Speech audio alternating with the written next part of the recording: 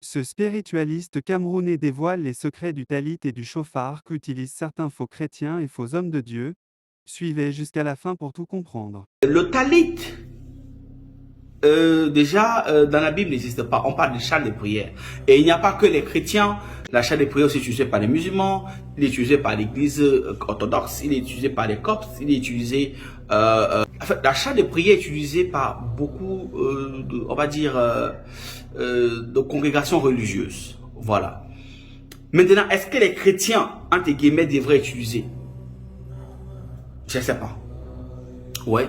Mais maintenant, il y a une catégorie de chrétiens qui viennent de naître, on va dire comme ça, qui utilisent beaucoup plus le talit et le chauffard. Ces deux instruments, ou encore ces deux éléments, sont des éléments spirituels, mais en réalité qui appartiennent à la communauté juive, mais pas n'importe lesquels. En réalité, si vous voyez votre pasteur, votre prophète, votre bishop, je ne sais pas trop quoi, utiliser le talit, ça veut dire qu'il est initié à la Kabbale juive, donc à la mystique juive, comme ils vous disent les vérités. Nous tous on le sait. La plupart vous verrez, ils vous dire qu'ils vont en Israël. Ils vont en Israël. Moi-même qui vous parle, je vous ai vendu le talit déjà. J'avais donné un petit code d'utilisation par rapport aux produits précis. Je suis pas allé plus loin que ça. Parce que c'est pas pour les enfants, c'est pas pour n'importe qui. Donc, vos pasteurs donc, qui utilisent ça, ou vos apôtres qui utilisent ça, ils savent ce qu'ils utilisent. Et on n'utilise pas ça comme ça. Pour que tu puisses bien l'utiliser, il faudrait que tu sois initié à la Kabbale juive, donc à la mystique juive. C'est là où il y a le hic. C'est pas un truc qu'on utilise comme ça en fait. Et quand on te le donne pas seul. On te donne au milieu de 2, 3, 4 personnes. Quand tu as fini de recevoir ton rite, on te le donne avec le chauffard. Cette trompette, cette corne là que tu vas souvent souffler. Et ça enrôle, on te dit pourquoi tu le souffles. Et quand tu le souffles, il met quel genre d'entité en mouvement. Et les talits qu'ils utilisent généralement sont les talits qui sont déjà magnétisés. C'est-à-dire c'est plus les talits normales. Ce sont les talits qui... C'est pas comme si vous achetez sur internet là, et puis c'est là la maison là pour le nyanga et puis ça sert à rien. Non. Donc vos pasteurs, donc vos apôtres, vos bishops, etc. Ils utilisent ça parce qu'ils sont initiés. Maintenant, quand un pasteur veut utiliser cette charge de prière, il couvre. Généralement, c'est le juif fait des miracles. Quand il veut vraiment faire le full power, c'est-à-dire, il est là, les couilles sont en train de chanter, tout le reste, il prononce des noms qu'on ne prononce pas.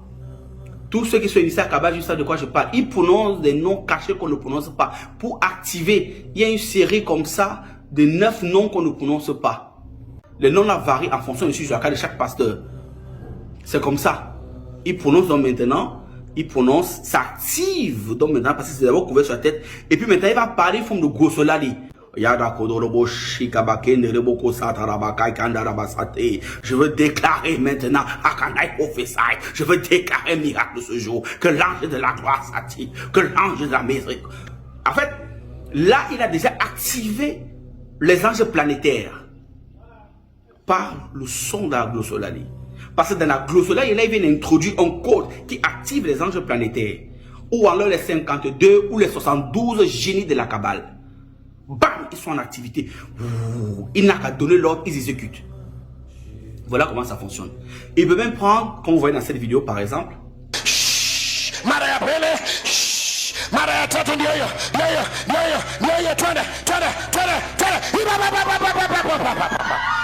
God, thank you, Father. Voilà, vous voyez, il peut prendre comme ça, il balance, vous partez à gauche, il peut vous hypnotiser, il peut même faire, vous tombez. Parce que c'est déjà magnétisé, il y a des esprits, des génies qui travaillent maintenant, qui sont à son service. C'est comme ça, des génies qui sont à sa charge.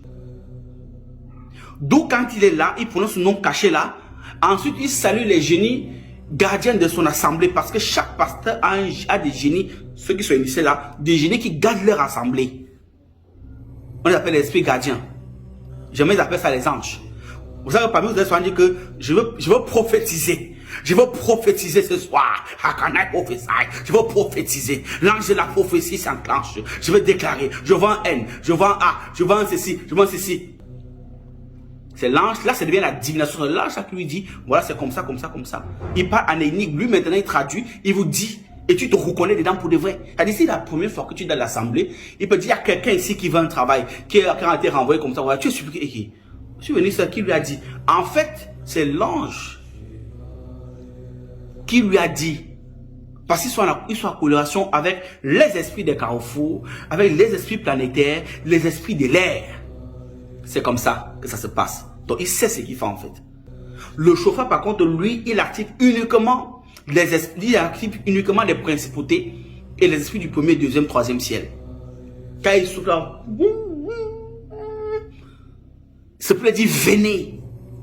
L'église A igreja, a besoin d'écouter le bruit du Saint-Esprit. a igreja necessita ouvir o barulho do Espírito Santo.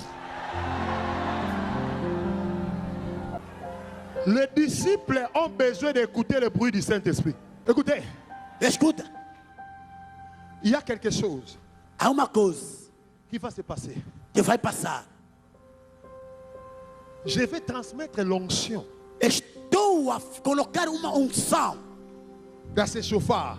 nesse chofar.